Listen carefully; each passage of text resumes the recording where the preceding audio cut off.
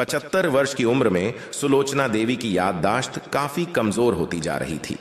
उन्हें रोजमर्रा की चीजें याद न रहती, लेकिन जो उन्हें हमेशा याद रहता वह था उनका बेटा।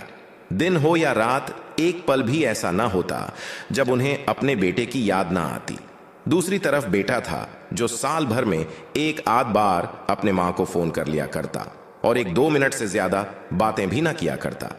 फिर भी यह बूढ़ी मां टकटकी लगाए अपने बेटे का इंतजार करती रहती। एक दिन बेटे का विदेश से फोन आया। हेलो हेलो, सुन रही हो ना मां? अनिल बोल रहा हूं, तुम्हारा बेटा। कैसी हो मां? मैं ठीक हूं बेटा, तुम बहू और मेरा पोता कैसा है? मां ने पूछा। सब अच्छे हैं मां, मैं अगले हफ्ते गांव आ रहा हूं मां, तुम्हें लेने। अब हम सब साथ में ही लंदन में रहेंगे मां। तुम्हारी बहू कह रही थी मां को यहां पर लेकर आओ, बेचारी अकेली वहां परेशान होती होगी, बेटे ने कहा। मां की बूढ़ी सूखी आंखें आंसुओं से भीग गईं। उसके कमजोर शरीर के नस नस में खुशी की लहर दौड़ गई। बेटे और बहू का अपने प्रति प्रेम देखकर मां का मन खुशी से भर आया।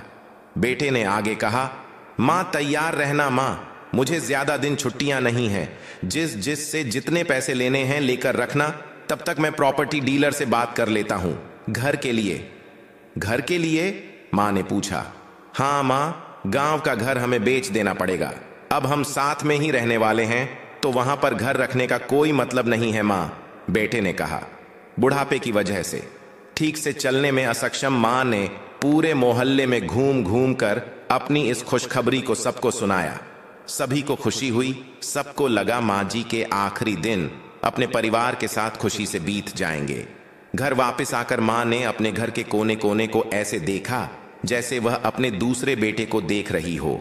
देखे भी क्यों ना, उस घर को अपने बेटे से कम थोड़ी समझा था। अपने पति के साथ 40 साल यही तो बिताए थे, लेकिन अब मजबूर थी बुढ़ापे के आखिरी साल बेटे और बहू के साथ बिताना चाहती थी।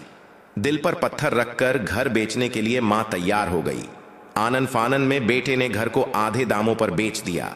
मां ने ज्यादा नहीं, लेकिन जिन चीजों से दिल लगा था उन चीजों को समेटा और बेटे के साथ टैक्सी में बैठकर एयरपोर्ट के लिए चली गई।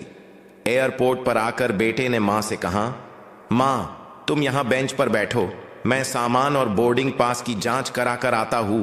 वहां वक्त लगता है और खड़ा रहना पड़ता है, तुम्हें तकलीफ होगी। तुम यही आराम करो, मैं यूं गया और यूं आया। मां बेंच पर बैठ गई और बेटा अंदर चला गया। काफी समय हो गया बेटा वापस नहीं लौटा। मां सोचने लगी, ज्यादा भीड़ होगी इसलिए देर लग रही होगी। अंधेरा होने को आया, अब तो लोगों की चहलकदमी भी कम होने लगी। मां को अब चिंता होने लगी। एक कर्मचारी ने आकर पूछा, किससे मिलना है मां जी आपको? यहां पर क्यों बैठी है? डरती हुई आवाज में सुलोचना देवी बोली। मेरा बेटा अंदर सामान की जांच कराने गया है। लंदन जा रहे हैं हम। क्या नाम है मां जी आपके बेटे का? कर्मचारी ने पूछा।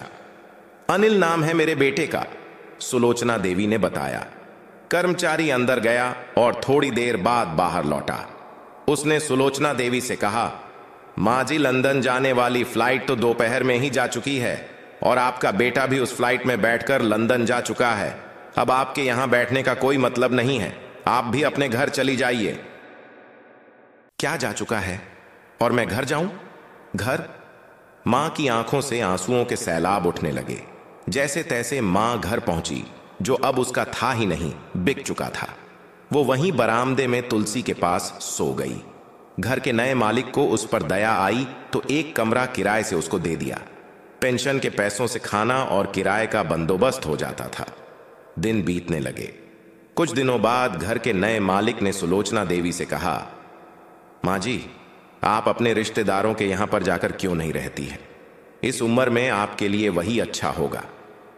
अच्छा तो होगा, लेकिन अगर मेरा बेटा वापस आया तो उसका ख्याल कौन रखेगा? मेरा बेटा बहुत भोला है, उसे अपना ख्याल रखना बिल्कुल नहीं आता। मैं कहीं नहीं जाऊंगी, क्या पता कब उसे मेरी जरूरत पड़ जाए, मां ने कहा। दोस्तों सच बता रहा हूं, मां की ऐसी बातें सुनकर मेरी आंखों में आंसू आ गए।